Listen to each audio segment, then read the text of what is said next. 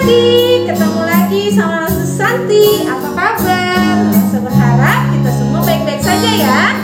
Nah, siapa di sini sudah siap untuk memuji Tuhan? Kita memuji Tuhan, kita bersyukur karena Tuhan sudah memberkati kita tadi malam. Kita bisa tidur nyenyak, mimpi.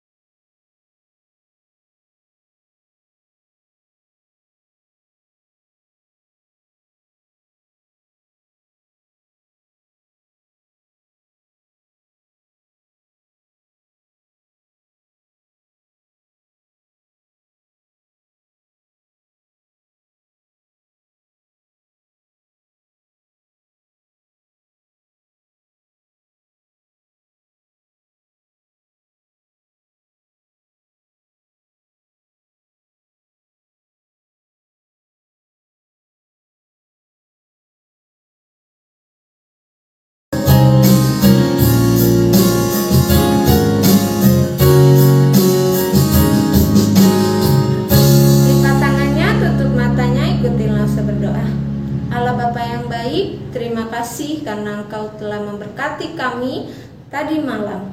Kami sudah tidur nyenyak, mimpi indah ya Bapak. Terima kasih ya Bapak. Sekarang kami akan memulai sekolah minggu kami. Engkau berkati agar sekolah minggu kami dapat berjalan dengan lancar dari awal hingga akhir.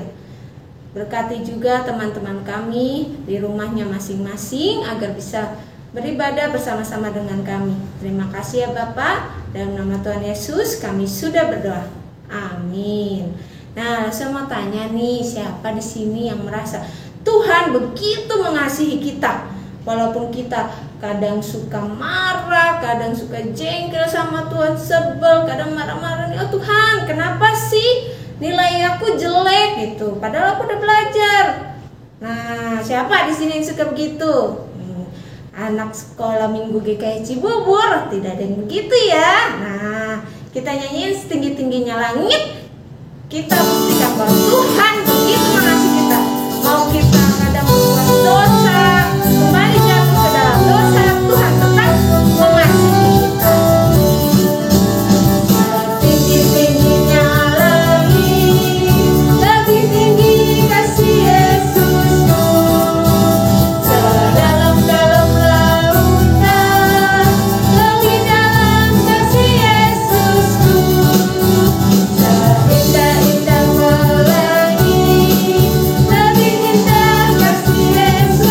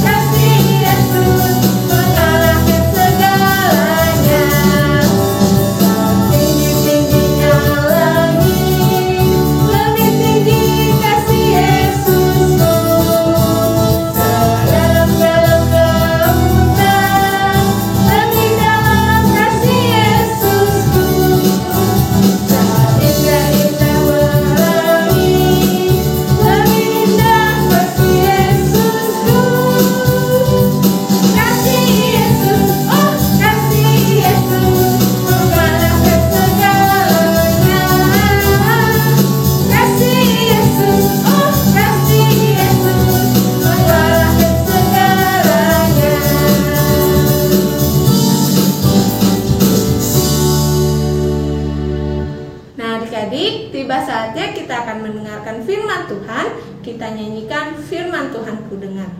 Ya, firman itu kita tanam di hati kita dan bisa berbuah buah yang indah dan manis.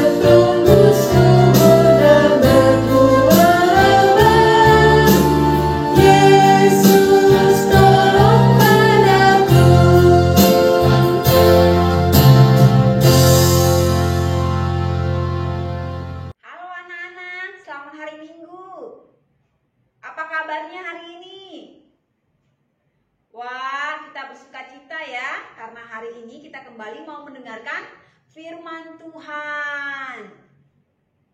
Nah, sebelum kita dengarkan firman Tuhan, mari kita berdoa terlebih dahulu. Tuhan Yesus, tolong kami di dalam mendengarkan firman Tuhan, supaya kami boleh mendengarkan dengan hati yang sungguh-sungguh, dengan hati yang mau percaya kepada Tuhan, dan senantiasa mau bersandar kepada Tuhan. Mendengarkan dengan hati yang mau taat dan belajar ya Tuhan. Dalam nama Tuhan Yesus kami berdoa dan bersyukur. Amin. Nah, hari ini langsung mau cerita tentang seorang bapak. Siapakah bapak ini? Bapak ini bernama seorang Yarus. Bapak Yarus ini hidup di Kapernaum. Dia tinggal di Kapernaum bersama dengan keluarganya. Dia punya seorang anak yang berumur 12 tahun, seorang perempuan, dan juga ada istrinya. Seperti itu ya. Jadi mereka hidup bersama-sama di Kapernaum. Pada suatu hari, anak Pak Yarus ini yang umur 12 tahun ini sakit parah. Anak perempuannya sakit parah. Sampai susah sembuh, hanya bisa terbaring, nggak bisa bangun, nggak bisa main, nggak bisa apa-apa, cuman bisa tidur terbaring di tempat tidur. Nah, saking semakin parahnya, wah Pak Yarus melihat sudah ketakutan dia takut anaknya meninggal atau mati. Lalu pada suatu hari dia dengar Yesus datang ke Kapernaum. Nah, anak-anak pada waktu itu Yesus memang ada datang ke Kapernaum, gitu ya. Dia datang bersama dengan murid-muridnya. Waktu dia datang ke Kapernaum, banyak orang lihat Yesus. Wah, orang sangat senang sekali menyambut Tuhan Yesus. Mereka menanti-nantikan Yesus. Mereka sudah memang tunggu-tunggu Yesus datang ke Kapernaum. Waktu Yesus tiba, mereka semua menyambut dia. Maka ketika dia mendengar Yesus datang ke Kapernaum, Bapak Yarus ini, maka dia pun cepet gitu ya, cari Tuhan Yesus. Untuk apa? Dia mau minta Yesus datang ke rumahnya menyembuhkan anaknya. Maka dia jalan-jalan, lari-lari, sampailah dia tiba di tempat Yesus. Banyak orang, kerumun orang. Maka dia datang, dia ini lewatin orang banyak, kemudian sampai depan Yesus. Dia tersungkur, dia bersujud di depan Tuhan Yesus. Dia meminta Tuhan Yesus untuk datang ke rumahnya, untuk menyembuhkan anaknya, perempuan ini yang berumur 12 tahun. Apakah Yesus mau datang? Apakah Yesus mau mengikuti Bapak Yarus ke rumahnya? Wah, Yesus mau. Maka Yesus pun datang, berjalan menuju ke rumah Bapak Yarus. Nah, anak-anak ketika di perjalanan, ada seorang perempuan. Kalau anak Pak Yarus itu berumur 12 tahun, sakit parah. Ini ada perempuan ini adalah dia menderita namanya sakit pendarahan. Sakit pendarahan, dan itu sudah 12 tahun dia sakit itu. 12 tahun sakit pendarahan, gak sembuh-sembuh. Dia sudah pergi ke dokter. Kalau zaman dulu bukan dokter sih ya, tabib. Jadi dia sudah pergi cari tabib, dia sudah berobat kemana-mana, gak sembuh-sembuh. Kemudian dia sudah minum obat ini, obat itu, obat ini, obat itu, tapi gak sembuh-sembuh juga. Sudah berapa tahun? 12 tahun loh dia sakit, gak sembuh-sembuh. Nah, waktu itu dia melihat Yesus jalan, lewati di kerumunan orang banyak. Berdesak-desakan orang-orang mau deketin Tuhan Yesus, mau lihat Tuhan Yesus. Karena senang melihat Tuhan Yesus. Lalu dia berpikir, bagaimana caranya supaya aku bisa sembuh ya? Bagaimana caranya? Anak-anak tahu dia dapat ide apa? Aku tahu. Asal ku jamah saja jubahnya, pasti aku akan sembuh. Benarkah? Maka yang dia lakukan di tengah-tengah desakan-desakan orang banyak, kumpulan orang banyak, Yesus berjalan di situ. Kemudian dia pegang jubahnya Yesus. Maka apa yang terjadi? Seketika itu juga, saat dia pegang, saat itu juga dia menjadi sembuh. Wah, dia sangat bersuka cita, dia sembuh. Nah, pada waktu itu Yesus bilang, siapa yang menjamah aku? Tapi nggak ada yang mau ngaku. Perempuan ini yang sakit pendarahan ini, ibu ini yang sakit pendarahan 12 tahun ini juga nggak mau ngaku. Dia hanya diam aja, gitu ya. Lalu Petrus bilang, Guru, tidak ada yang menjamah kamu. Kita itu jalan di kerumunan orang banyak, berdesak-desakan. Jadi bukan orang menjamah kamu, tapi mungkin juga orang desak-desakan kamu. Tapi Yesus bilang begini, tidak seperti itu. Karena aku merasa ada kuasa yang keluar dari diriku. Yesus tahu kalau ada yang menjamah jubahnya dan kuasa itu keluar dari dirinya dan orang itu menjadi sembuh. Wow, wanita itu langsung berpikir, wah, aku ketahuan. Tuhan tahu apa yang aku lakukan. Anak-anak, tentu Tuhan tahu ya siapa orangnya ya, tapi kan Tuhan mau bertanya, mau lihat siapa yang mau mengaku dengan jujur. Maka perempuan itu pun datang dengan ketakutan kepada Tuhan Yesus. Tuhan, aku yang menjamah. Dia langsung mengaku begitu. Lalu dia ngaku lagi di depan orang banyak. Aku menjamah jubahmu karena aku sudah sakit pendarahan selama 12 tahun. Aku percaya ketika aku menjamah jubahmu, maka aku bisa menjadi sembuh. Lalu apa kata Tuhan Yesus? Apakah Tuhan Yesus jadi marah?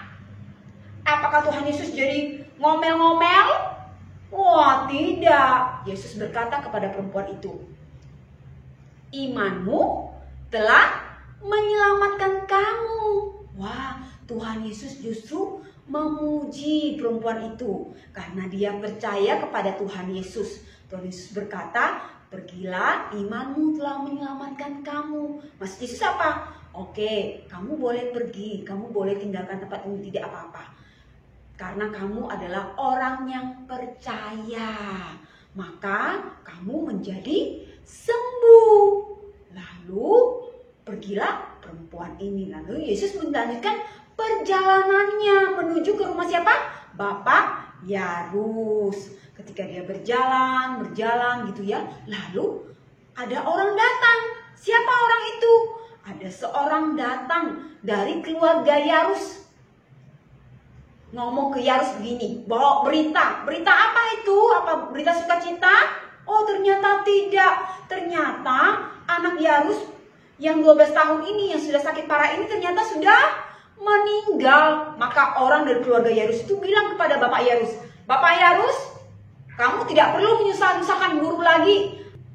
Anakmu sudah meninggal. Jadi kamu tidak perlu suruh guru datang lagi ke rumahmu. Anakmu sudah meninggal, sudah mati. Wah, Bapak Yairus itu jangan sedih begitu ya. Tetapi apa kata Tuhan Yesus kepada Bapak Yairus? Percaya saja, jangan takut. Anakmu pasti akan selamat. Maka Yesus pun terus melanjutkan perjalanannya ke rumah Yairus. Kemudian tibalah mereka di rumah Yairus ini. Di depan rumah itu banyak orang, begitu sudah kumpul semua, mamanya sudah menangis begitu ya. Lalu Yesus berkata kepada banyak orang itu, "Jangan menangis, anak ini tidak mati tetapi tidur." Lalu apa respon orang-orang itu? Wah, ketika mereka mendengar apa kata Yesus bahwa anak ini tidur, mereka langsung menertawakan dia. Bagaimana mungkin anak ini tidur, dia sudah mati. Wah, mereka tertawakan Yesus. Mereka tidak percaya pada Tuhan Yesus bahwa anak ini benar-benar bisa hidup lagi. Mereka tertawakan Yesus. Kemudian apa yang terjadi? Kemudian setelah itu Yesus pun masuk ke rumah itu bersama dengan Petrus, Yohanes, Yakobus, dan kedua orang tuanya yaitu ayah dan ibunya. Yang lainnya tidak diizinkan masuk oleh Yesus.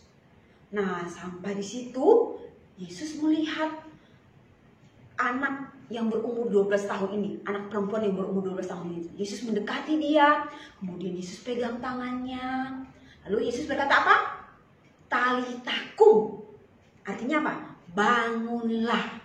Jadi Yesus berkata, "Hai anak, bangunlah."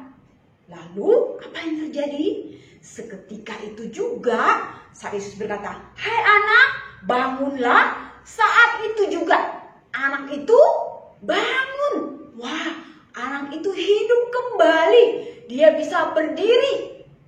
Dia bangkit, dia berdiri. Wah, orang tuanya sangat senang. Bapak Yairus dan istrinya sangat senang. Anaknya hidup kembali loh, anak-anak.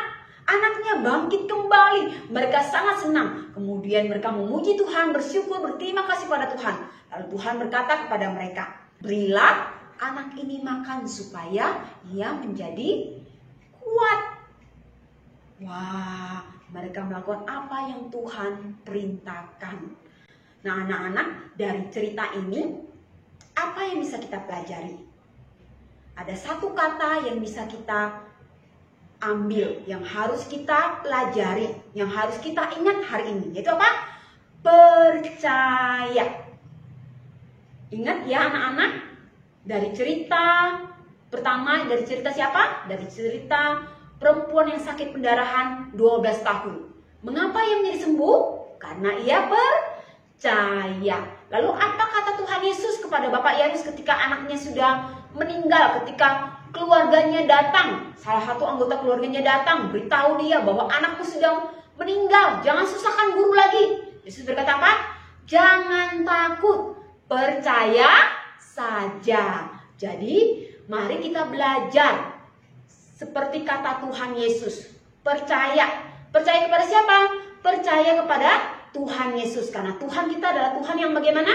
Tuhan yang berkuasa, yang senantiasa mengasihi kita, sayang kepada kita, dan selalu menolong kita. Sama seperti Tuhan Yesus menolong perempuan yang 12 tahun pendarahan, atau Bapak Yairus yang anaknya sudah meninggal karena sakit parah. Tuhan juga pasti akan menolong kita ya. Maka anak-anak hanya perlu satu apa? Percaya. Anak-anak percaya ketika anak-anak mungkin sedang sendirian. Percaya bahwa apa? Tuhan akan menemani. Percaya ketika anak-anak sedang ujian. Karena Tuhan akan apa? Menolong anak-anak untuk mengingat apa yang sudah dipelajari. Percaya ketika anak-anak sedang mengalami kesedihan, rasa sedih, susah. Percaya Tuhan pasti akan menolong anak-anak menyelesaikan masalah kalian. Percaya ketika kalian sedang mungkin takut, gelap, tengah malam, kebangun, ketakutan. Percaya bahwa Tuhan akan menemani, menjaga, melindungi kalian. Percaya ketika sedang ada COVID saat ini, bahwa Tuhan juga akan menjaga, melindungi. Bahkan ketika kalian sakit, Tuhan akan menyembuhkan. Tuhan akan menolong. Ingat kata ini ya. Percaya. Percaya sama siapa? Sama Tuhan Yesus. Ingat ya. Percaya saja. Percaya saja. Percaya kepada Tuhan Yesus. Baik anak-anak, sampai di sini cerita Lause, mari kita berdoa. Tuhan Yesus, terima kasih untuk firman Tuhan pada pagi hari ini.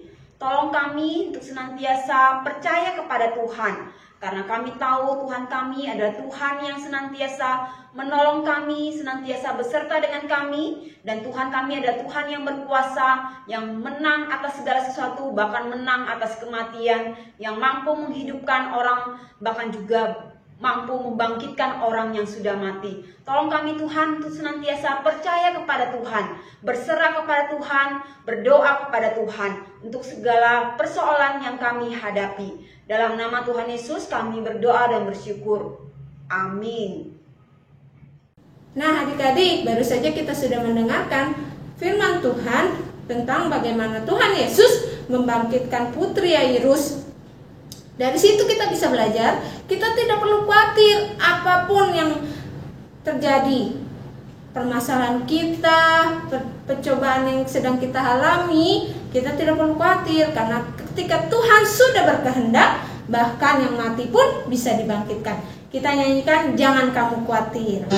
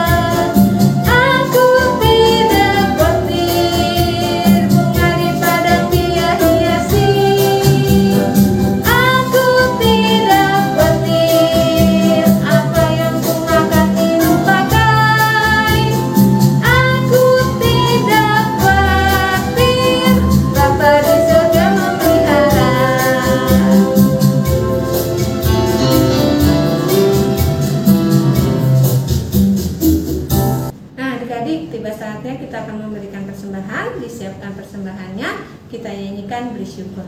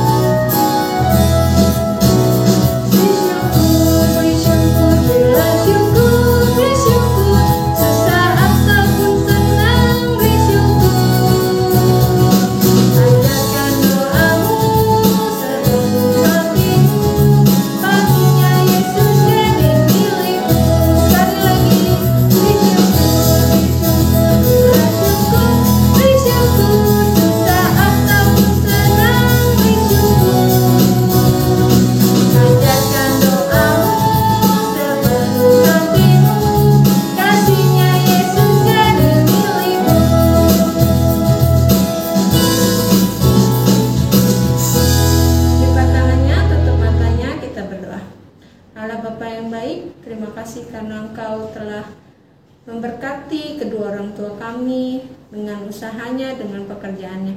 Ya Bapa, baru saja kami telah memberikan persembahan, Engkau pakai ya Bapa persembahan ini untuk memperluas kerajaan-Mu di tempat ini. Terima kasih ya Bapa, dalam nama Tuhan Yesus kita sudah berdoa. Amin. Nah adik-adik, untuk menutup ibadah sekolah minggu kita nyanyikan Bapa terima kasih.